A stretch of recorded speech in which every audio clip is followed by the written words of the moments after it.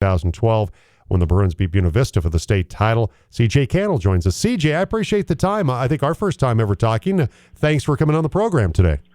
Absolutely. Thank you for having me.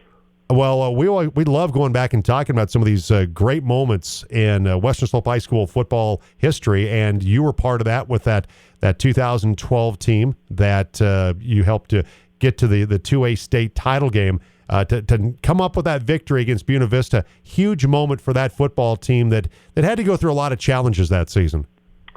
Absolutely, yeah, and man, I think it's great what you guys are doing to kind of showcase the Western Slope football. I know sometimes maybe we get overlooked when we talk about the whole state, but there's a lot of quality football being played over on this side of the hill, and yeah, I mean that was a heck of a year.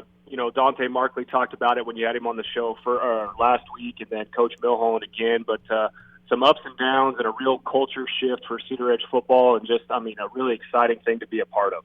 When you think back, and I think I might have accidentally said 2A, 1A state championship against Buena Vista, CJ, what's the first thing that comes to your mind about that day, that game, and winning that state title for the Bruins? So the first thing I remember is the amount of community support that we got going in. It's always a special thing to be able to practice football on Thanksgiving Day, and how excited the boys were to still be going, and just the turnout in the community and the way they rallied around the team and around the boys was a real special thing. And actually, so we drove down to BV on that Friday afternoon before that game, and I can remember going to the field and having the kids walk the field, just kind of see where we're going to play in, and there was a big old teddy bear on a pole on a bonfire when we pulled in. And I think that kind of lit a fire underneath the boys, so to speak. And, obviously it turned out a really good ending for us the next day. CJ Cannell, assistant coach of the 2012 Cedaredge Bruins football team, joining us today. It's Cedaredge against 94 Palisade in our Western Slope High School football showdown. It was an 18-16 victory over Buena Vista. And look, Buny, they were heavily favored in that game, CJ. Oh, absolutely. I mean, all year long, they we were kind of a dark horse coming out of the Western Slope, but nobody really knew about us. And from day one, all the preseason stuff and just articles coming out were saying it's BV's championship. Nobody's going to stand a chance. And I mean, they were big and they were fast and they were athletic, and they're a well-coached team down there with Coach Flavin and his assistants doing a fantastic job. And I can remember rolling in, and the crowd was really nice to us getting off the bus, and hey, glad you guys could be here, just all smiles. And then by the time we went into halftime up 2 scores, the mood definitely changed. As far as walking back up to the coach's booth and everything up on the stands, it was just, what a great Saturday for Cedaredge and those boys and just the community in general.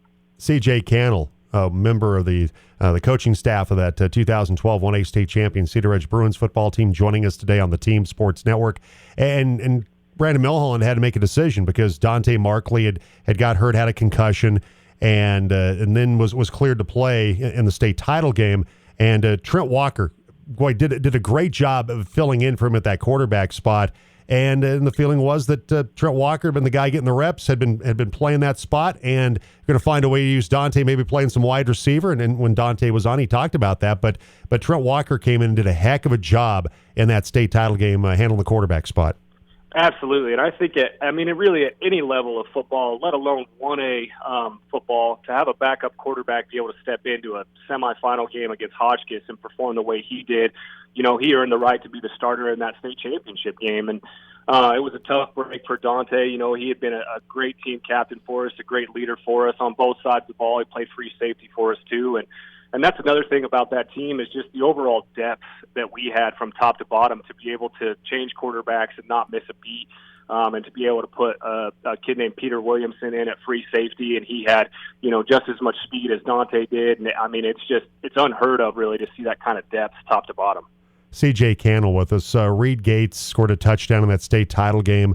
Sadly, Reed would later pass away from carbon monoxide poisoning. Certainly one of the sad stories that came out of what was a fantastic season for your football team, the tragic death of Reed Gates.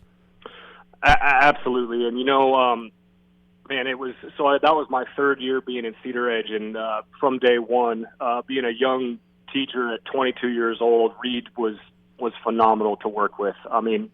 not only was he an outstanding athlete, but just an outstanding young man, and just the quality of his character and his leadership and the way that he carried himself on a daily basis for me to come in and for him to show that maturity at a young age was a fantastic thing, and it was cool to be a part of. And yeah, absolutely. I mean, losing Reed is something that rocked our community, rocked our school, the families obviously, and it's still something that we remember on a daily basis. And there's a lot of Reed still at CHS. You can walk around and you can feel his impact on our school, and a lot of what we do is modeled around how he was as a young man, and just what a terrible situation for us to have to go through. CJ Cannell, assistant coach for the 2012 1A state champion Cedaredge Bruins, joining us today on the Team Sports Network. And what was your memory, CJ, when you guys got back to Cedaredge to celebrate that state title? That had to be quite a party in Cedaredge that day.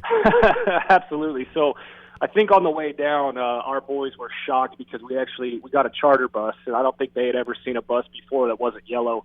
And so that was kind of a cool experience, but we were on our way back from BV, and I can remember the sheriffs picking us up at the Olathe city limits, and we got a police escort from Olathe all the way through Delta, through Cedaredge, back to the high school.